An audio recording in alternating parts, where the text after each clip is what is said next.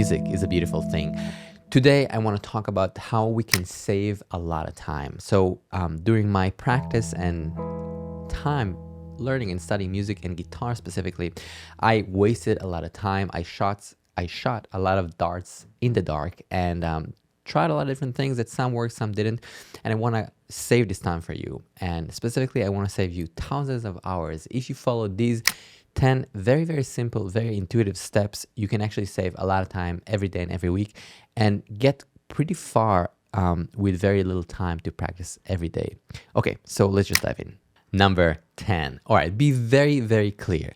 What I mean by that is being very clear about what you're trying to learn. What makes your heart tick is very, very important and will accelerate your ability to learn it. But you need to be very specific. You can't say like, I want to play guitar. That's cool, but it's not specific enough. There's a lot in guitar and music. So I'm just saying, try to be very clear about the language and articulate it to yourself in a way that is clear. Because if you know what you need, you know how to create it. What I mean by that is, again, breaking down the clear elements that are needed for you. If you're trying to play rock music and you're trying to play some blues stuff,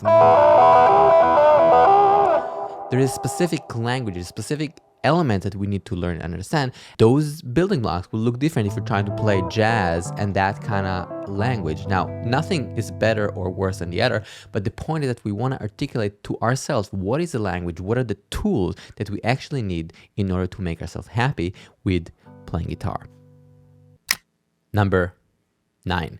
This is very simple, but a lot of people don't do that. Well, again, in connection to the language and articulating what it is that we like, listen to the style that you're trying to acquire. We're talking about music, we're talking about languages, the way I see it at least. So again, if you're trying to learn jazz vocabulary, it will be almost absurd for you to kind of grab that out of thin air.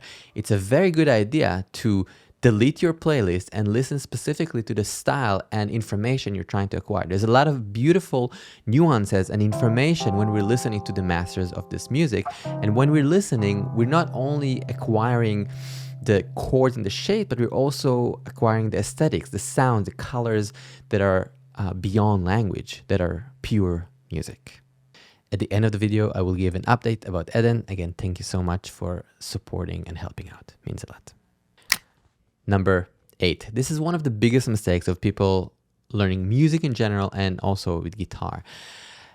When you're learning this instrument and trying to get better, you need to go to the music. You need to learn the songs. I encountered quite a few students and musicians that are, or in-process musicians that are trying to learn the instrument, but they know a lot about scales and modes and theory, and sometimes they can play a lot of scales very well around the board, but there's zero or very little connection to the music. And for me, it's kind of like conjugating verbs with no practical usage. Now, I love conjugating verbs myself. It's a great thing, specifically when it has to do with scale and shapes and information in guitar, but you have to go to the music. We're talking about music, we're talking about sound, we're talking about guitar. And I think that the thing that made you fall in love with guitar and music is sounds and songs. So instead of just playing scales, instead of learning all the shapes in the world, learn the songs that really make your heart tick, and that will push you forward. Hey, if you're digging this, please click the like button and drop a comment. Let me know how these things help. And I would love to know also for some of you guys and girls that are actually applying this, how is this feeling after a couple of days? How is this feeling maybe after a couple of weeks? I really, really want to know. So please drop a comment, please keep me posted, and I'll be sure to listen and try to answer everybody. Thank you. Number 7, this is not a surprise, but this is something that we can decide that we're all going to do right now. And this is what I would like to refer as consistency. So a lot of people tell me that they want to play and practice and do certain things, but you know, you need to do it. You need to make a decision with yourself that this is important enough for you. And I understand the complications around life. I definitely relate to that, especially in those hard moments. And I just want to say, you know, the consistency is huge. So even if you don't have a lot of time in one day, you can still commit to, say, 15 minutes a day. And those 15 minutes will make a difference. A lot of us, or a lot of the people I'm in touch with, are not necessarily trying to be pro musicians and tour everywhere in the world. They're trying to express themselves musically and be more flexible with the instrument and the language of music. So for that, again, it's a good start, but give yourself this consistency of 15 minutes a day. And I do find making a decision with yourself that you're going to do that, that we're going to do that, and you're going to practice this amount of time every day is indeed helpful. Of course, more is good, but just to have this consistency of learning. Again, think about a language. How would you do that? Consistency. So, okay, let's do it. Number 6. Okay, look, we are here and I'm talking to you over this format of a camera and YouTube specifically. And I love this format and I think it's beautiful to have free information and it's great. And I really want to help as many people as I can. That's why I do it. But I do think that for humans, for us to learn, I mentioned quite a few points so far. Consistency is a big part of them, big part of it, but also having someone with a better mental image of what you're trying to do. In that sense, some sort of mentor. And a lot of times when we talk about guitar or music, that means having a teacher. It doesn't have to be a formal teacher. It definitely could be. It could be a friend. But you need somebody that can show you music and have a little bit of a bigger overview than what you have. I do it all the time. I take lessons. I take, singing lessons and a bunch of things that I want to learn. So I take, and of course, music all the time. It's a ever evolving and hopefully never stops evolving sort of art form. So I'm just mentioning the importance of really studying with somebody. I think that's really helpful. It could be online, it could be in person, but having a consistency and having the accountability, I think, is a huge deal for us, for a lot of us as humans. So do it. 5. All right. So this is probably one of the things that will actually make your playing and music sound significantly better. It's not hard to do, but you do need to focus on that. And that means playing in time. Now, a lot of us think that they're playing in time. A lot of us have the perception that they're playing in time or we're playing in time. But I really mean having a clear rhythmic perception that is very, very strong. That means that you want to be very sensible for the rhythm, being able to shift chords in time and being able to kind of get out of your own head and guitar and listen to the other person, and listen to the metronome, listen to the drums, listen to the groove.